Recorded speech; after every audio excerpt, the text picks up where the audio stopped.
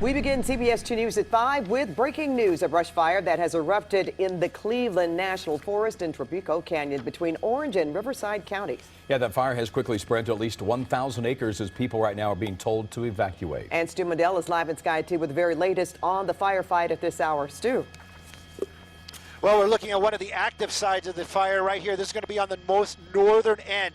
Now, they're calling this the Holy Fire because technically it's burning in a canyon called Holy Jim Canyon. That's what they're dealing with right there. Take a look at that. Huge flames. Now, this fire started right about 1:15. We're not even at 4 hours. 1,000 acres quickly devoured up here. Huge plume of smoke, and we know that at least 2 structures have been destroyed by fire. Earlier on, we were watching as CAL FIRE was doing Fosject drops here on these ridge lines, trying to keep this fire from spreading to the canyons to the east and to the west of what is burning out here. And so far they've done a fantastic job of that. Now, this fire has been basically running up this canyon all afternoon. We do know that there were some hikers in peril earlier this afternoon. They also have been rescued and taken out. Now, this canyon might not have a lot of homes in it, but it is an area that is very popular with hiking and also camping. So they are talking about some evacuations in this area. As I understand it, there's an area out here called the Blue Jay and Falcon Campground. They have been evacuated and obviously closed. They're in the middle of that huge plume of smoke. And then there's also going to be the Trabuco Canyon Recreation Center that is also been evacuated, as you can see. Now, Orange County Fire is out here on the ground, and the smoke, let's talk about that. Now, most of the communities out in this area are far from these actual flames, but the smoke can be seen for miles.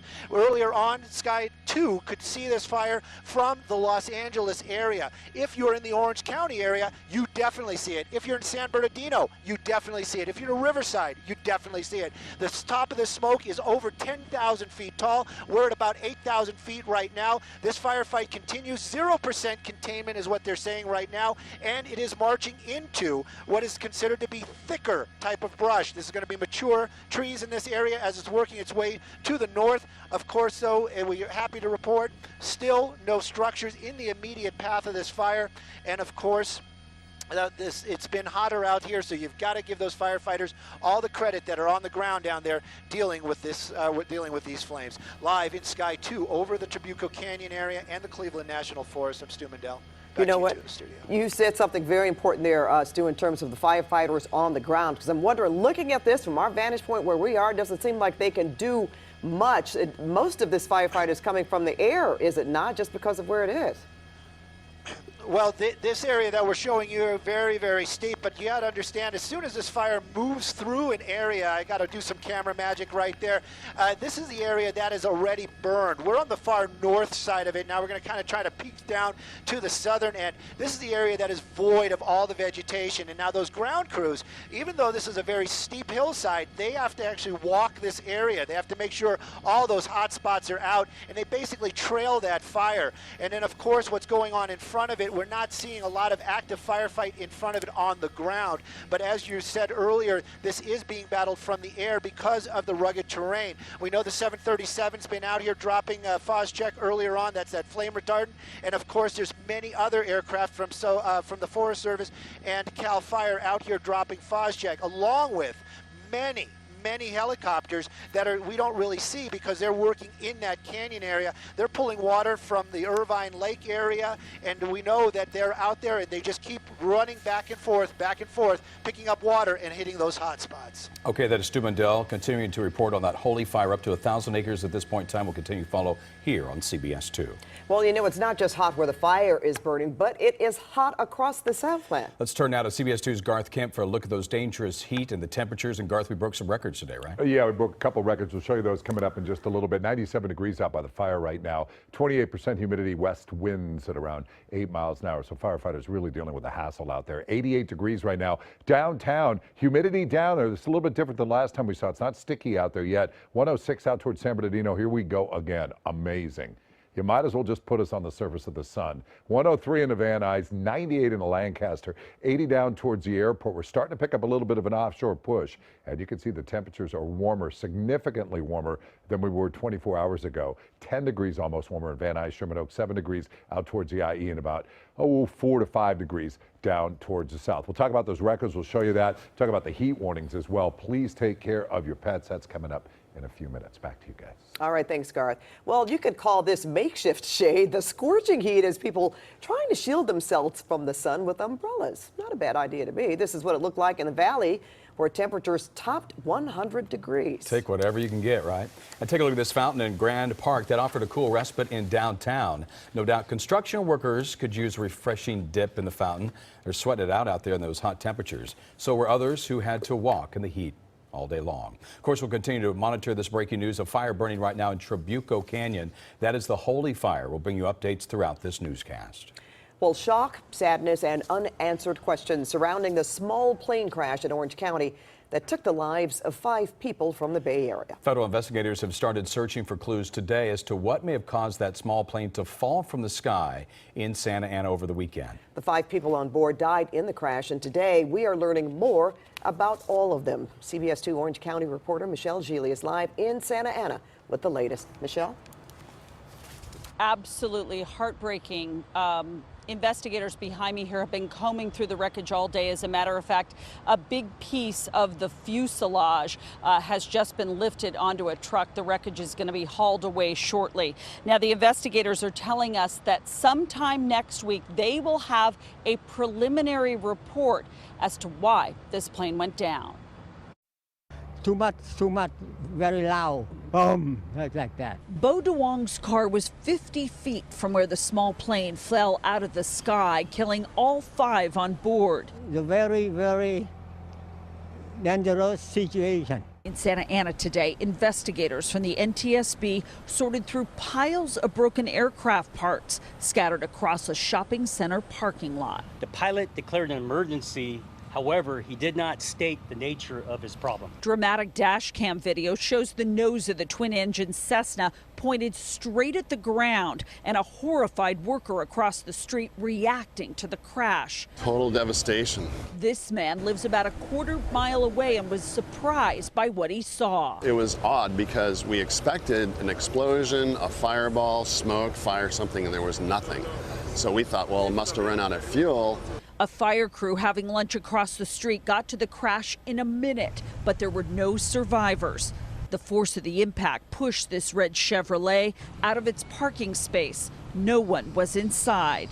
The victims are identified as Northern California pilot Scott Shepard, his wife Laura, Floria Hakimi and her son Naveed, and Nassim Ganadan. The 3 women are in real estate together in Danville. It's 3 of the most beautiful people that we know. The group left Concord and was a mile from John Wayne Airport. Floria Hakimi posted this photo on Instagram about an hour before the doomed flight.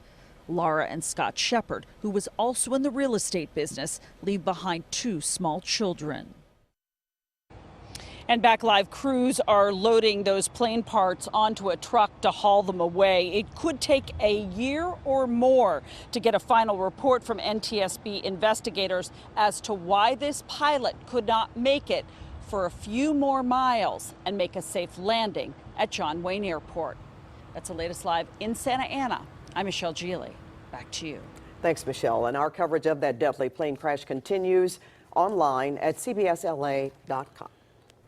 Some more breaking news at this hour. Thomas Kim, the man accused of killing a Long Beach fire captain, has died in custody. A 77-year-old died early yesterday morning at the jail ward at County USC Medical Center. The sheriff's department says Kim died from a pre-existing medical condition. He had been charged with capital murder in the June killing of fire captain David Rosa. Detectives say Kim set off an explosion in his apartment in an attempt to kill a neighbor. They say he then shot Captain Rosa. Another firefighter and a civilian were also wounded. President Trump now admits that a June 2016 meeting with Russians at Trump Tower was in fact set up in order to get dirt on Hillary Clinton. Well, the president himself dictated a press release claiming the meeting was about an adoption law when news of that meeting first broke. CBS 2's political reporter Dave Bryan is here now with more on the ramifications of that. Dave? One of the ramifications is even some of his closest advisors are reportedly now urging him stop tweeting about this investigation. It's doing more damage than it's helping him. The president's tweet could land him in hot water. This one, that is. It's against the law for foreign nationals to interfere in U.S. elections or try to influence the elections. U.S. campaign law forbids the receipt of anything of value from a foreign national during a campaign. That includes helpful information. President Trump is now acknowledging the purpose for his son Donald Trump Jr.'s meeting with a Russian lawyer in 2016. Over the weekend, he tweeted, "This was a meeting to get information on an opponent, totally legal and done all the time in politics. And it went nowhere. I did not know about it." But when news of the meeting first became public last year, Donald Trump Jr. issued a statement saying it was about Russian adoptions and mentioned nothing about politics or opposition research.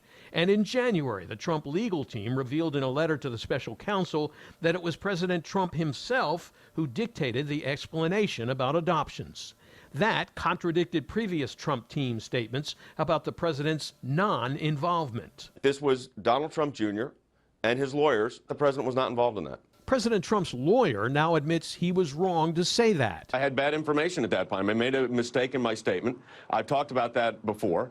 That happens when you have cases like this. The Trump Tower meeting, as well as what the president knew about it and his role in issuing the misleading public statement, are part of the inquiry being run by special counsel Robert Mueller. Even as new evidence indicates otherwise, like his own tweet this past weekend, President Trump repeatedly claims the Mueller investigation is a witch hunt and that there was no collusion. And last week, he encouraged his Attorney General Jeff Sessions to put an end to the Mueller probe.